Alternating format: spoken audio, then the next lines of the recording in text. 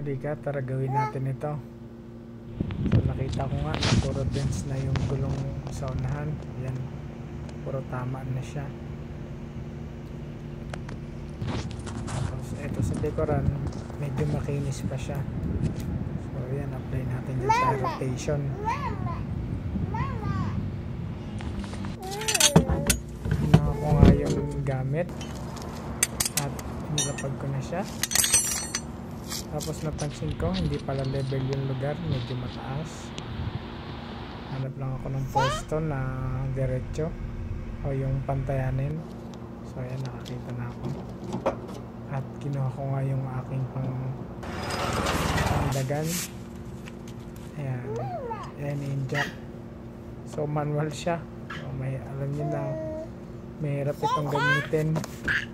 Meron pa, habang nagbo-voice record nga ako or nagbo-voice over, nakikisabay yung aking baby. Ayan, pihit-pihit lang tayo. Pihit lang tayo ng pihit hanggang sa umangat siya. Ayan, pihit.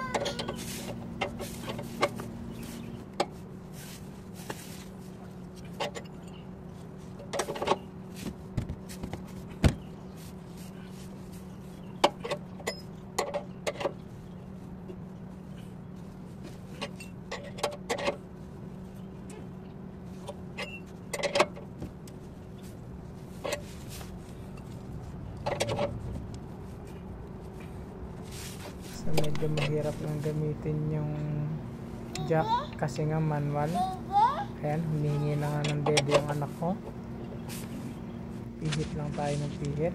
So nakita ko nga na nakaangat na yung gulong sa pati sa kabila, medyo nakaangat na. So sabi ko pwede na to. Baklasin ko lang yung gulong dito sa unahan. Ayan, tanggalin ko lang yung tornilyo. Ayan, tanggalin niya.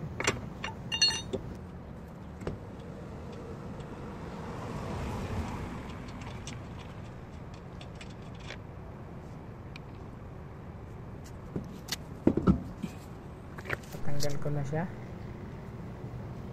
So daman natin ay ang likuran. Tatanggalin ko nga pala yung gulong sa likuran. So buti na nakahiram ako ng isa pang jack. Ang ginawa ko rito ay dalawahan na. So ayan, pangmasdan muna natin ng maigi.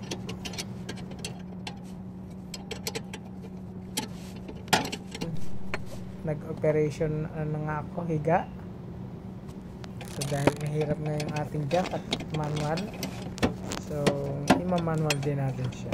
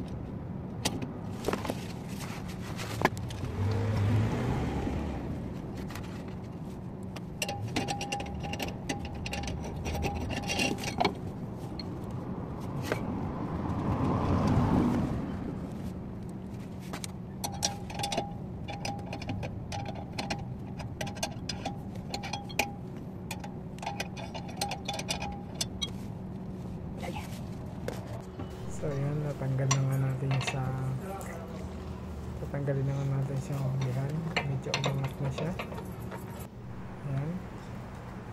Ayan, pagkatanggal natin ay kakabit lang natin yung spare tire natin. Titignan natin to.